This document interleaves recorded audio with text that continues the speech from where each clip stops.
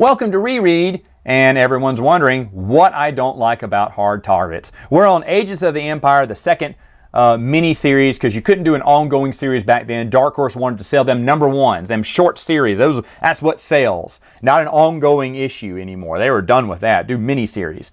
And John Ostrander really loves Agent Cross. Obviously, he puts a lot of work into the stories. It's a 007 story. If you like 007, super spy stuff, I get it. I get why you like this.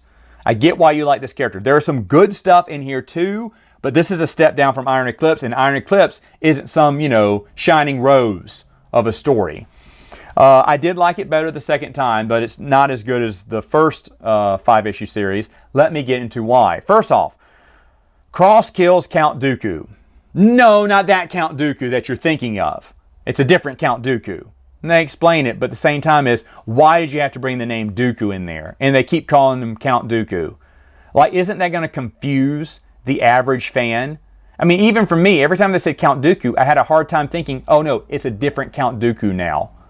Why not use a different name or a different family? It's just a different storyline than Count Dooku. It just, bad decision overall. Totally takes you out of it because it's like, okay, this is the fake Dooku, right? That's what I was thinking in my head. He dresses up. Cross dresses up as a Mandalorian, probably Boba Fett, and assassinates the guy. But finds out it's basically just been all of a setup for a power play of the family, because now Braun is the young prince is now the heir apparent, and Cross is not happy with some of the orders he's been given. There's a female called Vex. She is with, I guess, a bunch of pirates. I don't know. They kidnap the young Count Dooku, the new young Count Dooku, Braun Dooku. He has to save them from the kidnapper, save them from Vex. But later on, and again, I reread this twice, this actual dialogue here, before the Empire comes to capture Vex. He and Vex, they're old friends, even though they're rivals, like Batman and Catwoman. They try to work together at the end. I don't know what the point is for, but he says, knock yourself out or make yourself look unconscious and I'll come rescue you later. Wait, y'all were against each other the whole comic book, and then suddenly y'all made a peace between each other, and it was really dumb. It was really dumb. Someone's going to try to justify it, but it was really dumb. You can't. I mean, it's just really dumb that he just switches his mind. Why? Because he needs something to do in the next issue. The next issue is him breaking Vex out, which I guess when she faints or knocks herself out, I don't know. They say, oh, if she doesn't wake up soon, we're going to wake up and torture her soon. Well, Cross comes in there and breaks her out of jail. Okay? There's a shaved black woman who is like captain of the guard, who was supposed to, she was in charge of the first Count Dooku's safety. He got assassinated. That was her first failed plan. And then she had to bring the whoever to justice. But Cross did that. And then the kidnapping of Braun. No, it was the kidnapping. That was the second thing that she did wrong. She couldn't get Braun back. He did, from Vex. And then Vex escaped. So the black lady gets, and she gets knocked out by Cross, who's in a guard uniform. But she doesn't know that. She gets fired. Eventually, that's going to come into the story in the next comic book series, but they show all her failures. And he's like, wow, you're captain of the guard, and you're a woman. He says that because I guess on that planet, women are never captain of the guard. Even though in the rest of the galaxy, women are everywhere captain of the guard. Either way, I don't care. But so he frees Vex, and then that's the end of their storyline, I'm guessing. If she comes back, I don't care.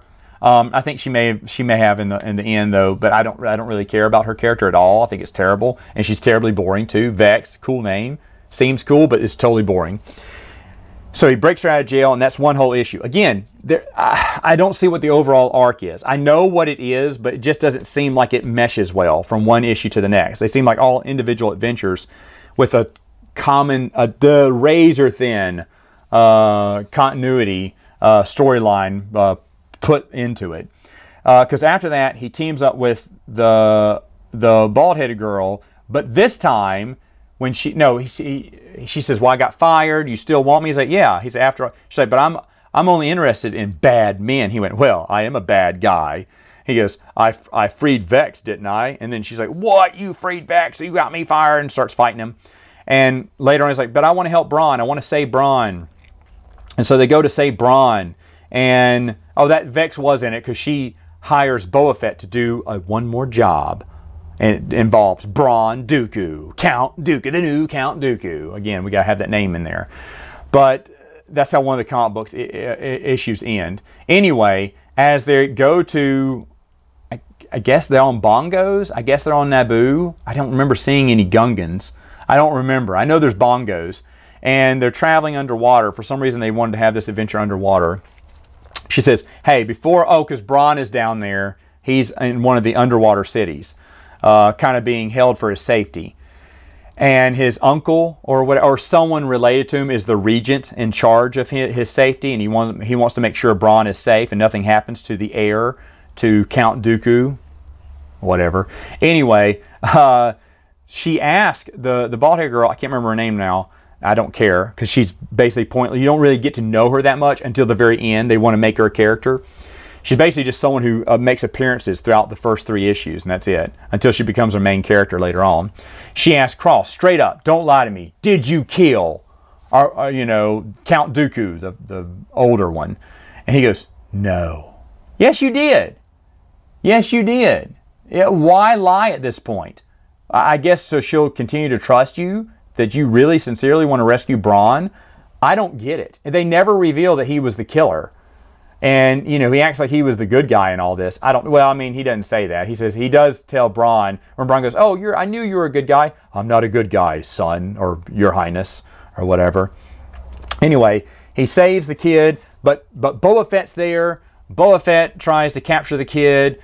Cross and Boba Fett go at it, and Boba Fett basically gets the upper hand on him, even though Cross keeps, every time Boba Fett turns his back, well, the 1 or 2 times Boba Fett turns his back, he tries to get Boba Fett again. And Boba Fett won't kill him for some reason because it's not worth the credit. I'm not getting paid to kill you. I get it. That's fine. Of course, Boba Fett has to take off his helmet. I always hate that. But now that they've seen the prequels, they know what Boba Fett looks like. So we've got to take off his helmet all the time now. Cross does something to his helmet that sizzles it. So Boba Fett takes it off, as we know he always does, and puts up his fist and, fights Cross. And during this, he shoots a missile that's supposed to knock out the engines of the ship that Bronn Dooku is escaping in, but it blows it all up. He's like, Boba Fett, why did you kill him? He went, Boba Fett realizes, wait a minute, that wasn't my missile. My missile is just a concussion missile. He's like, oh, Boba Fett, did you get set up? Did someone hire you to kill the prince? And what it is the whole time, Cross knew that the regent really wanted Bronn dead, which he could have killed him at any time. I don't understand, because the regent wanted to be the next Count Dooku. And Cross is like, he appears in his office. He's like, what are you doing here, Cross? He says, I know your plan. The jig is up. He goes, you'll never stop me, or whatever. He says, I don't have to. Boba Fett will. What do you mean Boba Fett will? I made it look like a double cross. And if I fooled Fett, you're a dead man. If I didn't, then I'm a dead man. 007 stuff. And then the regent is looking out the window stoically because there's a target. We see him through a target lens. So he has to stand up and look at the window, not at Cross, because we have the dramatic, sniper kill from Boba Fett, and he dies. He's like, well done, Fett. He lifts his champagne glass. Cross does. Ha, ha, ha. He does admit that Fett's better. But at the same time, it's okay that he fooled Fett. That's all right, I guess, because I guess Fett's not that smart. I don't know. Does Fett always have to be the smartest person in the room? No.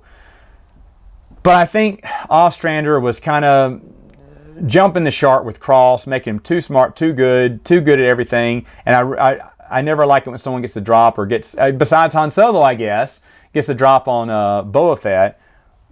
But like I said, it was okay. It was okay. It was just a mess, though. The storyline's a mess. You don't get a feeling of what's going on. You don't understand exactly. In a way, they explain it, why Cross decided to turn in the regent after getting duped, I guess, into killing the original Count Dooku. I don't know. The whole story I just don't care about. I just don't care about it. So, Age of the Empire. Again, is it the worst? No, it's not. It's decent. It's decent. There's just, I liked Iron Eclipse better than this one, but this one just had, for me, just a little, It was a clunky story. That's the best I can put it. A clunky storyline that was hard to follow and had you lose interest a lot, especially toward the end. Toward the end a lot.